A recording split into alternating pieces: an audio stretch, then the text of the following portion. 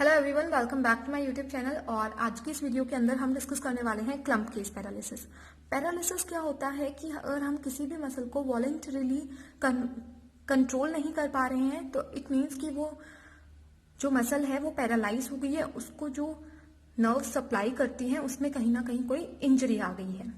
तो देखिए, सबसे पहले हमने पढ़ा था कि ब्रेकियल प्लेक्सस के अंदर C5, C6, C7, C8 and T1। तो C5, C6 मिलके क्या बनाती थी? अपर trunk. C7 medial trunk and C8 and T1 मिलके बनाते थे लोअर ट्रंक।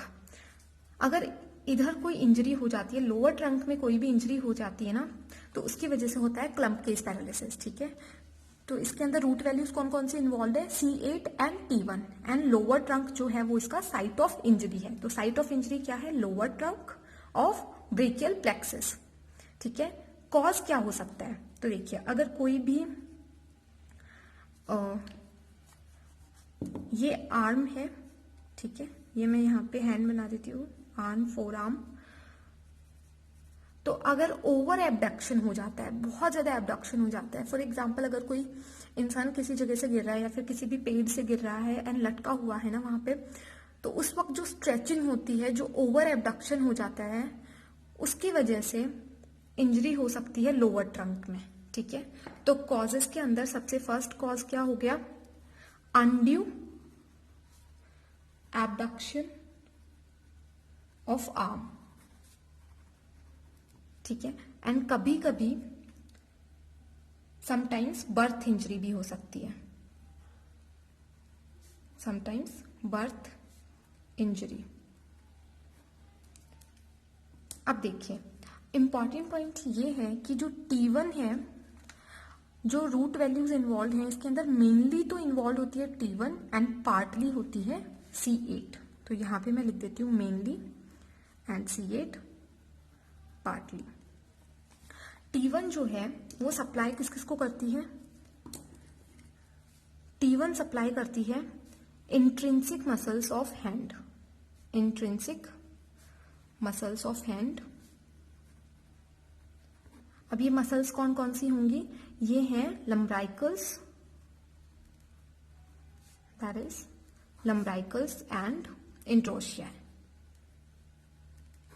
अब ये मसल क्या करवाती है? इन मसल की एक्शन क्या है? तो these muscle are responsible for flexion at metacarpophalangeal joint. ठीक है, ये करवाती हैं flexion at metacarpophalangeal joint.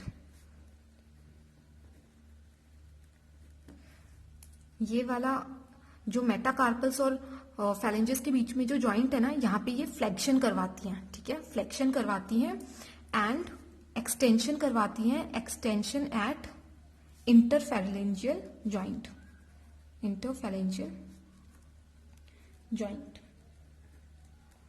अब देखिए, इंटरफैलेंजियल मतलब ये जो जॉइंट्स हैं यहाँ पे ये क्या करवाती हैं? एक्सटेंशन करवाती हैं। अब क्योंकि इन मसल्स की नर्व सप्लाई अगर इफेक्ट हुई है तो इट मीन्स इनका एक्शन भी इफेक्ट होगा। तो इसकी वजह से क्या हो जाएगा? अब क्योंकि ये मसल्स जो है पैरालाइज हो गई, ठीक है, पैरालाइज्ड, तो इस केस में क्या हो जाएगा? एक्सटेंशन या फिर hyperextension at metacarpophalangeal joint and flexion हो जाएगा एट इंटरफैलेंजियल जॉइंट। क्योंकि ये जो मसल्स हैं ये पैरालाइज हो गई हैं तो इनकी जो एक्शन थी वो नहीं होंगी अब, और क्या हो जाएगा? हाइपर एक्सटेंशन एंड फ्लेक्शन हो जाएगा। हाइपर एक्सटेंशन हो जाएगा मेटाकार्पोफैलेंजियल जॉइंट पे, मतलब ये हाइपर एक्सटेंशन हो जाएगा, एंड जो इंटरफैलेंजियल जॉइंट है यहाँ पे क्या हो जाएगा? यहाँ पे फ्लेक्शन हो जाएगा।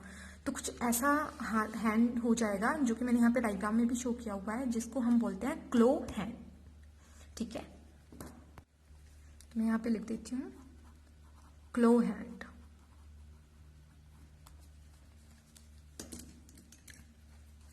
अब देखिए, अगर T1 की जो इंजरी है वो T1 अगर यहां से इंजर्ड होता है तो कोई प्रॉब्लम नहीं है, लेकिन अगर ये यहाँ पे है sympathetic ganglion, sympathetic ganglion. And अगर इससे प्रॉक्सिमली अगर यहाँ पे कोई इंजरी हो जाती है, अगर इंजरी यहाँ पे हो गई तो सिंपैथेटिक गैंग्लियन के फंक्शंस भी लॉस्ट हो सकते हैं। अब सिंपैथेटिक गैंग्लियन किस किस को सप्लाई करता है? तो सिंपैथेटिक गैंग्लियन सप्लाई करता है एक तो head and neck, head and neck के लिए ये सिंपैथेटिक फाइबर्स देता है, ठीक है, sympathetic fibres, head and neck and ulnar border.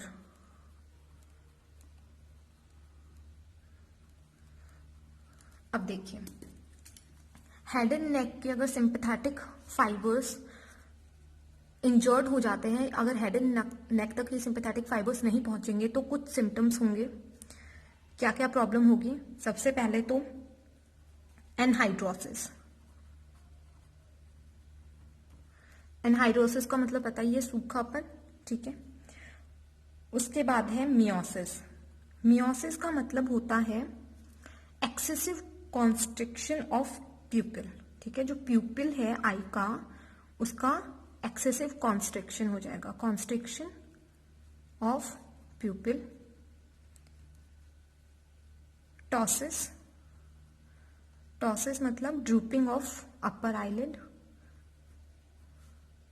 Upper eyelid and एनेप्थैल्मोस,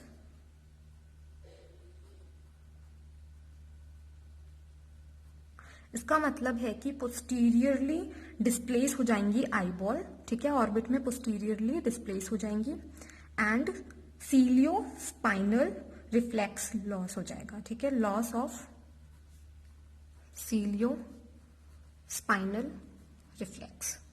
and in सभी सिम्टम्स को मिला के हो जाता है, इसको क्या बोलते हैं? हॉर्नर्स सिंड्रोम, ठीक है, हॉर्नर्स सिंड्रोम। अब देखिए, दूसरा ये किसको सप्लाई कर रहा था? ये सप्लाई कर रहा था अल्नर बॉर्डर को। अल्नर बॉर्डर को ये सिंपैथेटिक सप्लाई दे रहा है। अगर वहां पे सिंपैथेटिक सप्लाई नहीं हुई तो क्या होगा? वहां पे स्वेटिंग नहीं होगी, ठीक है, लॉस ऑफ स्वेटिंग। स्वेटिंग नहीं हुई तो ड्राइनेस हो गई, ठीक है, ड्राइंग एंड स्केली हो जाएगी स्किन जो है,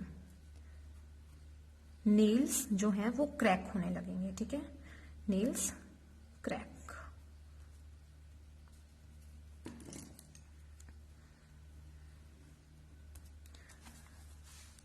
अब देखिए, अब हम आ जाते हैं C8 पे। जो C8 है वो पार्टली इन्वॉल्व है, ठीक है, C8 जो है वो पार्टली इन्वॉल्व है। वो किस किस को सप्लाई करती है? तो वो सप्लाई करती है अल्नर बॉर्डर को, अल्नर बॉर्डर को सेंसरी सप्लाई करती है। अब क्योंकि ये भी इफेक्ट हुई है तो इसकी वजह से क्या हो जाएगा? लॉस ऑफ क्यूटेनियस सेंसेशंस, ठीक है। एंड ये एक और चीज करती है, वो क्या है? इट ऑल्सो इनर्वेट्स वेसल्स,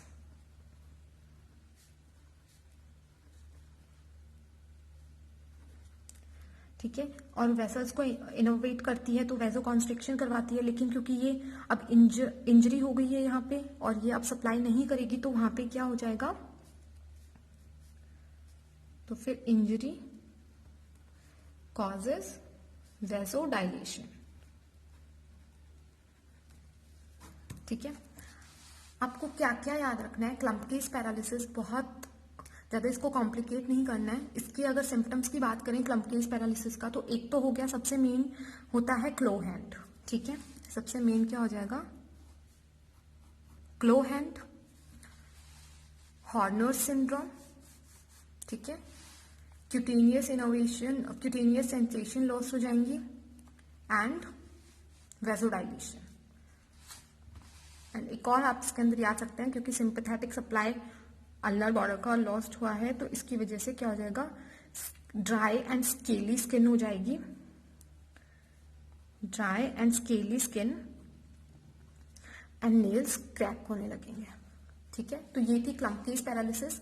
अगर आपको ये वीडियो पसंद आई हो, कुछ समझ में आया हो, कुछ इन्फॉर्मेटिव लगी हो, तो प्लीज लाइक करना, शेयर करना एंड सब्सक्राइब करना मेरे चैनल को। कमेंट करके बताना आपको और किन टॉपिक्स के ऊपर वीडियो चाहिए। Thank you for